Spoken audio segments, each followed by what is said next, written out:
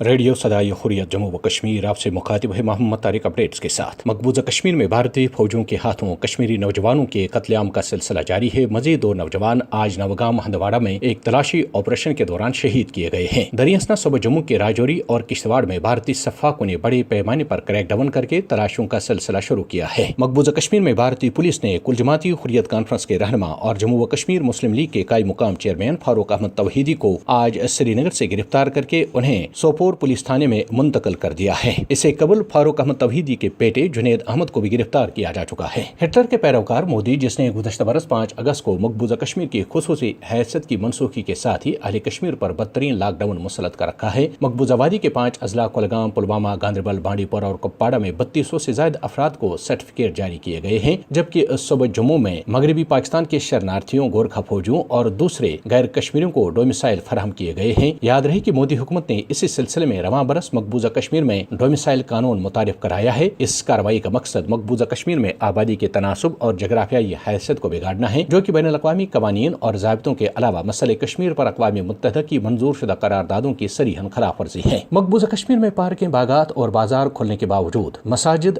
درگاہ اور خانقاہوں کے علاوہ امام بارگاہوں میں نماز جمعہ کے اجتماعات منعقد نہیں ہوتے ہیں۔ گزشتہ روز 16ویں جمعے بھی نماز جمعہ کے اجتماعات منعقد نہیں ہو سکے۔ کشمیر کونسل یورپی یونین کے زیر اہتمام برسلز میں شہید برہان وانی کی 4تھی برسی کے موقع پر ایک دعائیہ تقریب کا اہتمام کیا گیا۔ علی رضا سید سمیت دوسرے مقررین نے کہا کہ برہان وانی کی شہادت نے تحریک آزادی کشمیر میں ایک نئی روح پھونک دی ہے۔ مظلوم کشمیری عوام بھارتی فوجوں کے سامنے سیسہ پلائی دیوار بن گئے اور بھارتی ظلم و ستم کا ڈٹ کر مقابلہ کر رہے ہیں۔ اپڈیٹس ختم ہوئے۔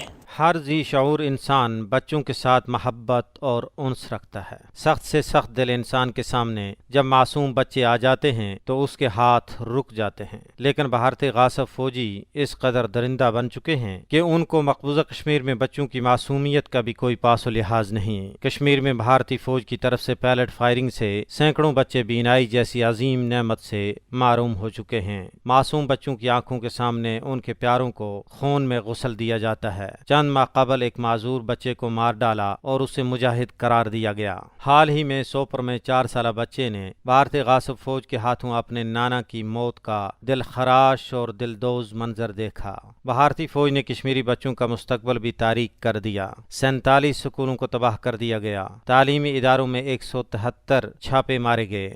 1 سال کا عرصہ بیت گیا لیکن تاحال تعلیمی سرگرمیاں شروع نہیں ہو سکی۔ بھارتی درندہ صفت فوج کے ظلم و بربریت کی وجہ سے کشمیر کے اکثر بچے نفسیاتی بیماریوں کا شکار ہو چکے ہیں۔ ضرورت اس امر کی ہے کہ بچوں کے حقوق کی بین الاقوامی تنظیمیں بھارت کی طرف سے کشمیر میں بچوں کے خلاف جرائم کا نوٹس لیں اور انہیں اس گراونے جرم سے روکنے میں اپنا عملی کردار ادا کریں۔